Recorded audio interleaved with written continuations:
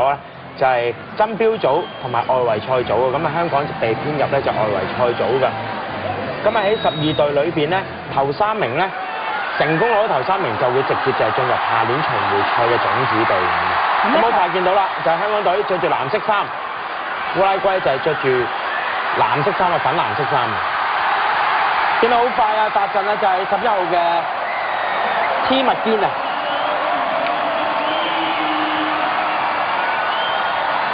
咁啊，香港隊今年咧亦都人強馬壯啦，喺20人入邊咧係挑選12人出嚟，咁而且咧係揀到咧就係最 fit 嗰啲咧先至係嚟參加呢一個賽事。咁呢邊睇翻慢鏡，基夫傳咗出去大邊，2打1。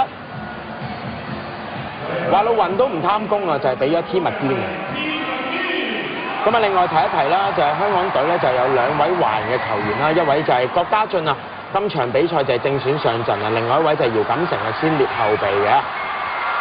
呢個基夫傳咗出去大邊，又係佢啊 ，T 麥堅啊，非常危險嘅人物啊！地手爭球，香港隊咧亦都在控球在手，傳翻大邊，郭家俊做咗一個嘅 miss pass。傳咗就係俾佢側邊嘅球員啊，希恩斯球證吹罰啊！郭家俊想開個快波，哎呀，依邊有機會啊，但係球證吹罰翻啦，佢就係唔喺佢吹罰嘅位置上邊咧，就係開呢個罰球，比較心急咗啲啦。好，其實香港隊咧舊年嘅成績咧就稍稍令人失望啦，但係之前一年咧曾經係咧擊敗咗當時嘅世界盃冠軍啊。威爾斯啊，咁啊喺銀盾啦攞咗冠軍嘅。呢邊見到基夫，一個好傳統佢嘅做法啊嚇，即係你話咧，即係如果係正面嘅進攻咧，佢就比較難啲嘅啦，因為咧就係身形咧就係比較輸蝕，但係依啲咧左閃右避咧就一定攔唔到佢。你只要有少少空位俾佢見到，都會變成達陣。基夫第2個達陣啦。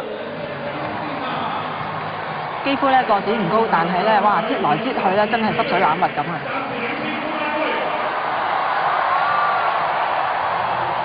香港隊主場啊當然係多擁躉啦。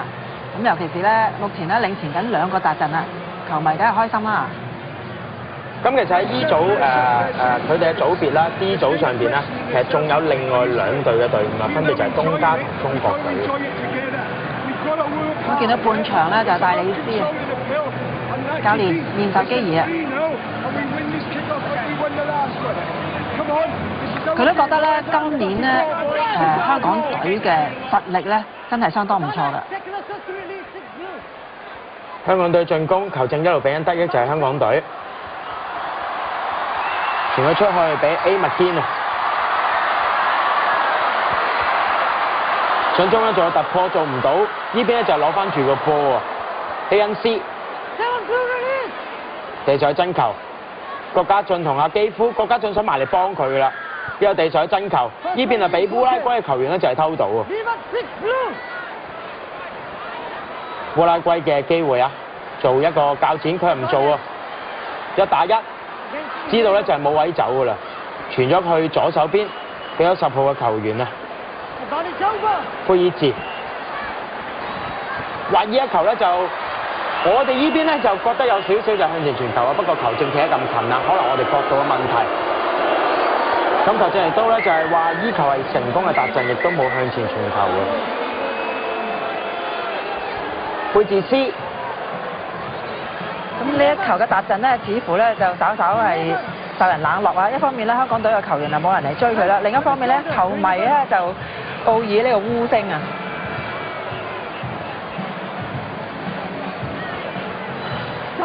其實見到咧，烏拉圭嘅球員咧就係埋到去，速度就一定唔夠香港隊嘅球員快㗎啦，即係始終香港隊嘅球員係年輕力壯。咁啊，所以見到烏拉圭咧嘅球員都盡量打短波啊！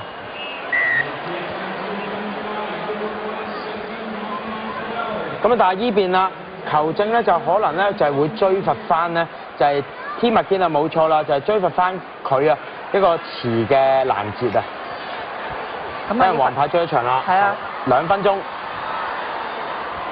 呢邊比較緊張啦。隊長咧就真係要做啲嘢啦。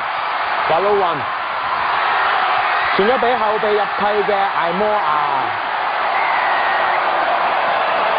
哇！啲球迷又開心啦，因為咧香港隊咧目前咧就係2個達陣啦。第3個啦，計埋呢球。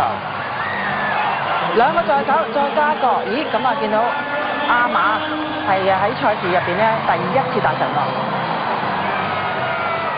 其實依下咧，華路雲就要讚一讚，因為佢避開咗1、2、3個嘅烏拉圭球員，亦都將個波咧就係傳到出去啊，俾阿艾摩亞手上邊。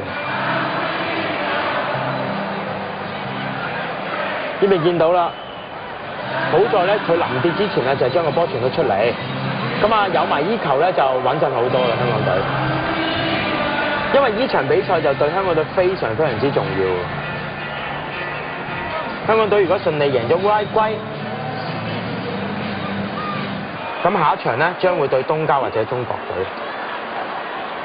咁啊17-7領前緊。睇下烏拉圭咧有咩辦法咧可以追翻近啊？時間冇晒㗎啦，咁啊烏拉圭盡量咧就係希望攞多啲分數啊，排名高少少。 姚錦成啊，姚錦成嘅越位，烏拉圭嘅罰球，話香港隊唔夠10碼，烏拉圭開波，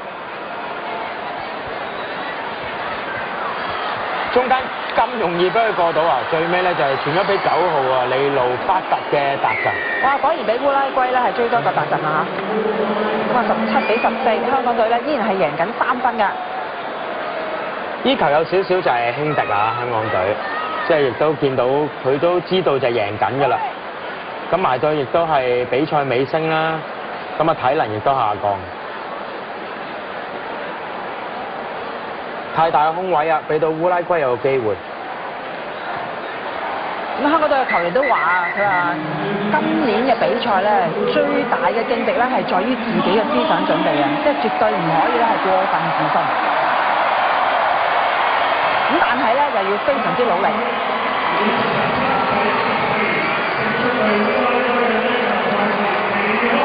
咁香港17-14啊，以3